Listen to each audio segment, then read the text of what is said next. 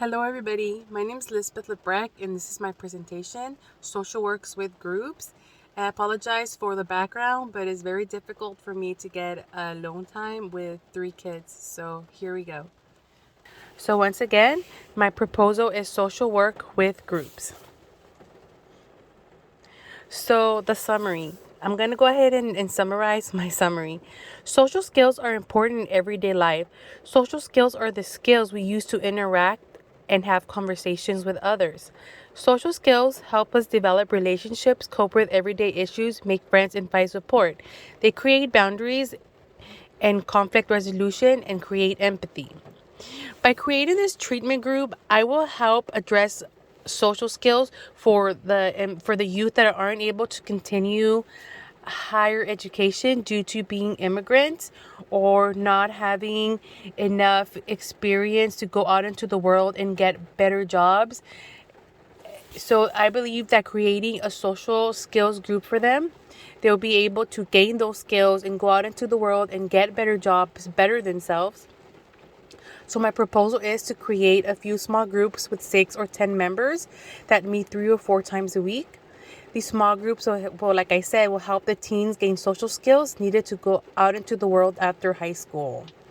The groups will also help make lifelong connections, friendship support, and they will provide new learning opportunities.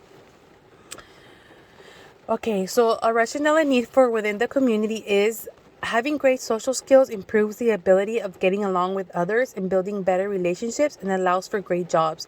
Children or young adults who are not able to improve their social skills are often stressed and lonely. This can affect physical and mental health. In my career, I have met young adults that aren't able to continue higher education, and they usually fall into a deep depression because they aren't able to make those connections needed for their mental health and those friendships needed to bond.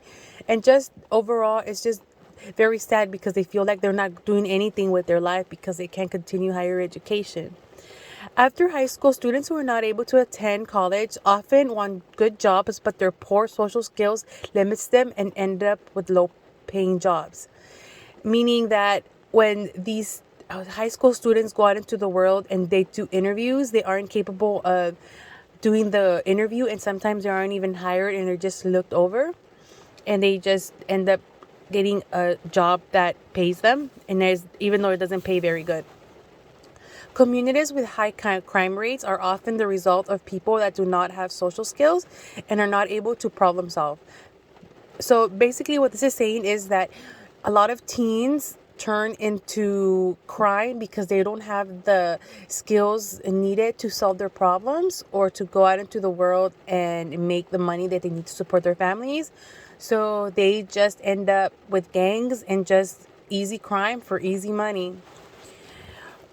Communities are made up of immigrant families lack the resources to help themselves. So meaning that because of their language barrier and their immigration status, these families are scared to ask for help or ask for resources that will help them because they think that they won't be able to communicate because of their language barriers, or they will be looked upon because of their immigration status. And they aren't able to thrive or build better lives for themselves because this stops them. So, these are evidence-based relevance to social work interventions. So, according to Parrish, this was a podcast.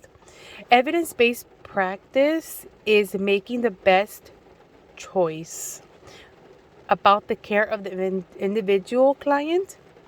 It is a process that uses the best available research for the client.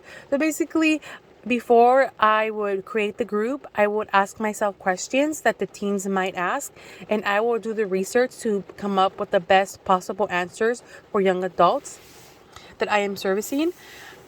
I would appraise my research on social skills building for young adults. Then I will take everything I had found and I would use it to form my groups with hopes it becomes successful. Okay. So next is a discussion of group evaluation.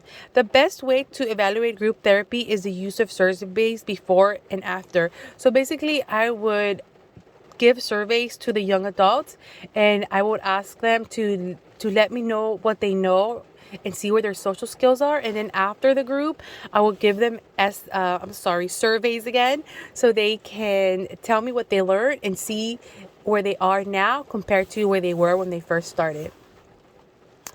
So the community collaboration, I would do my group in Watts. It's located in the heart of South Central Los Angeles. So I worked there for a few years. The crime and the poverty rate is high. This community is made mostly up of minorities, which include Hispanic and African Americans.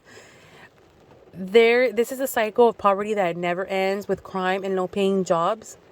The group will help these young adults build social skills and problem solving with what they need, so they can be able to go get better jobs.